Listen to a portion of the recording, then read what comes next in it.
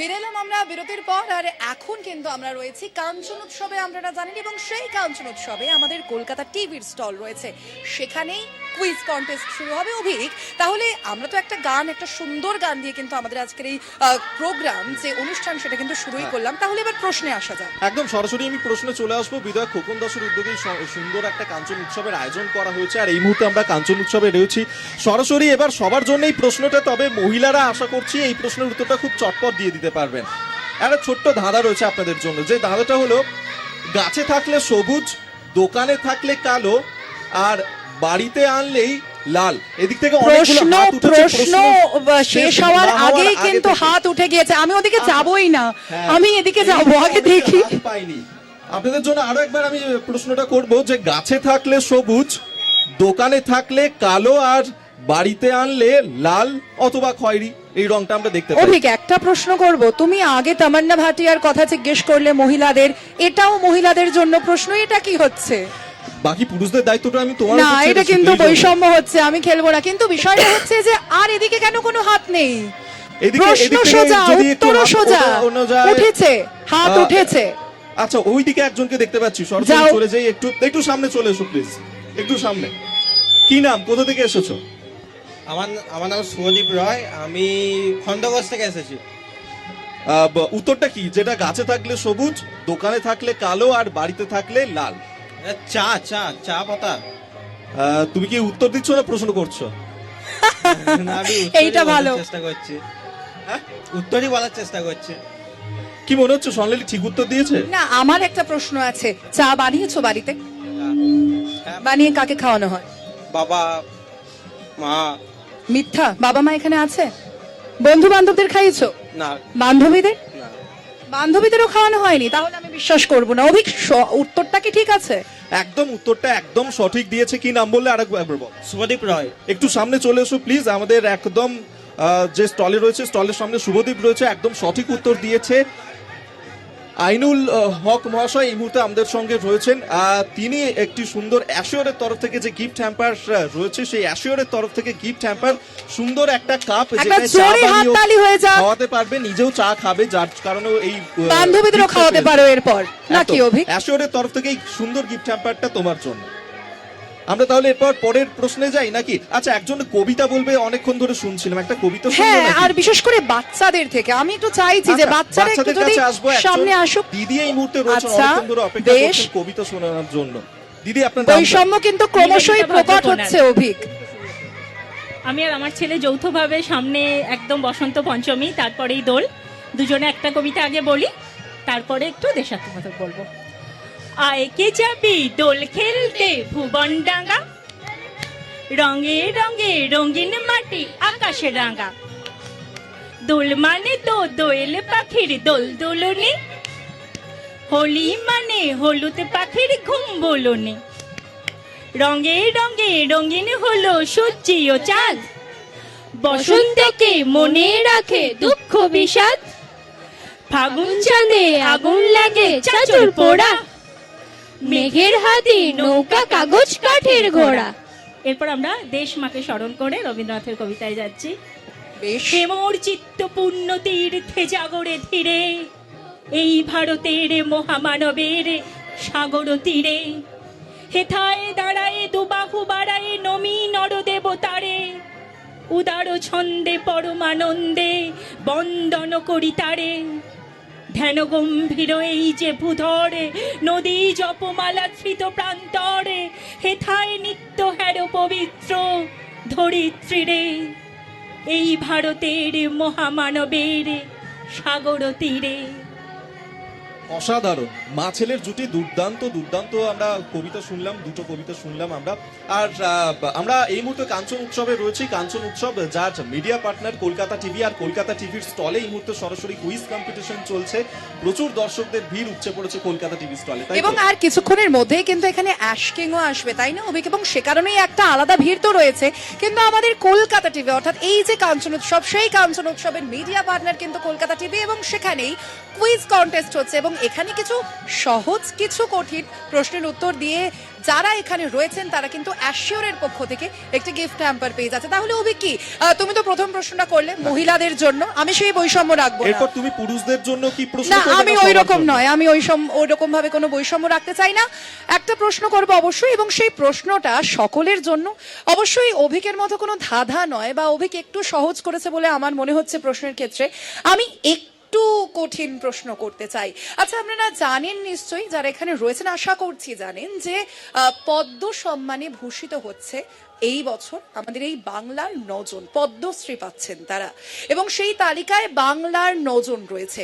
আমি জানতে চাইবো যে বাংলার 9 জন তো রয়েছে, আমি সেই 9 জনের নাম শুনতে চাইছি না আপনাদের কাছ থেকে, কিন্তু মাত্র 3 জনের নাম আমি শুনতে চাইছি আপনাদের কাছে, সেই 3 জনের নাম যারা এই পদ্মশ্রী সম্মান পাচ্ছেন। একটু দেখি এবার হাত ওঠে আচ্ছা, কেমন। এর উত্তরটা কি আমি দিলে আমিও পাবো gift-টা? একদমই না। যে উত্তর দিতে পারবেন অবশ্যই অ্যাশিওরের পক্ষ থেকে একটি গিফট হ্যাম্পার অবশ্যই তার হয়ে যাবে।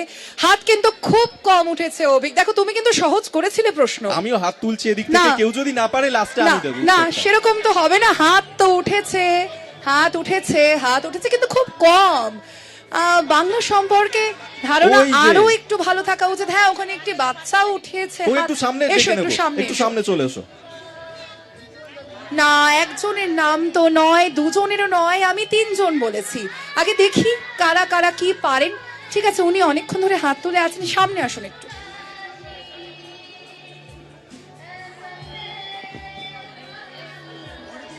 তিন জনের নাম পারবেন? কনফিউজড? অরিজিৎ সিং, গোকুল কৃষ্ণ দে আর মমতা শঙ্কর। আরেকবার শুনবো। অরিজিৎ সিং, গোকুল কৃষ্ণ, গোকুল চন্দ্র দে আর মমতা সিং। আপনি শিওর? হ্যাঁ, শিওর। আচ্ছা, আমি আরো একজনের থেকে উত্তরটা নেব। আসলে উনি প্রথমবার থেকেই হাতটা তুলেছিলেন, আমি একটু আপনার থেকেও শুনতে চাইবো এই উত্তরটা। একটু সামনে আসুন।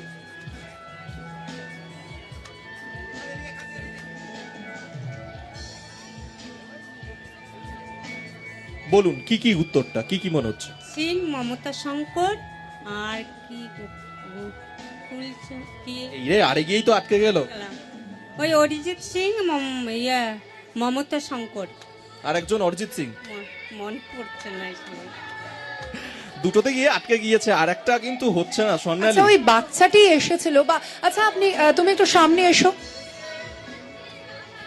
এখানে এসো।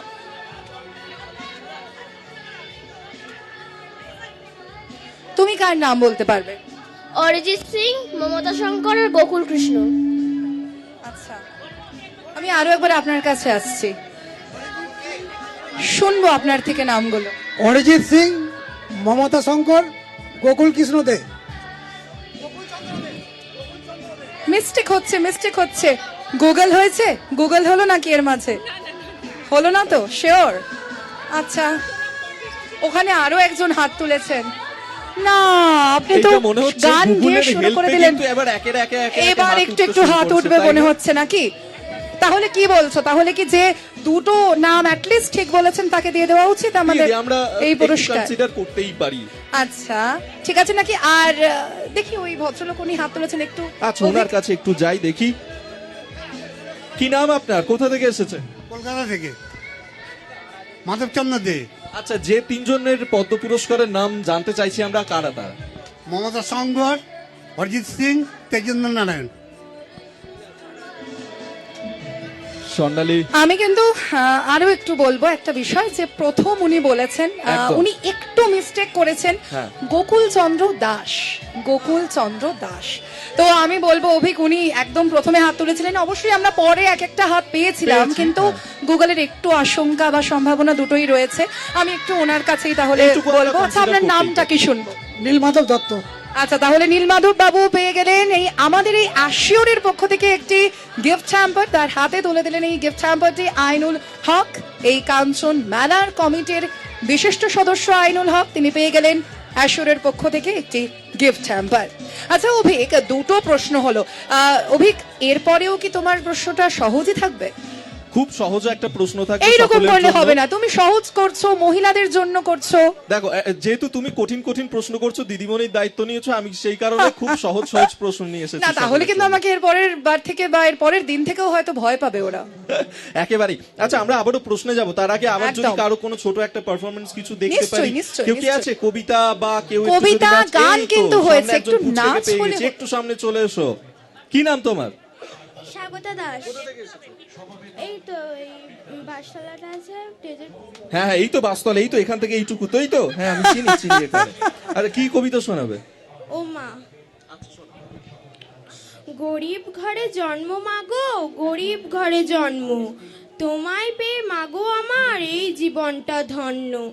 এত আদর এত কদর করবে এইভাবে, তুমিই আমার সকল ভালো মানতে গোমা হবে।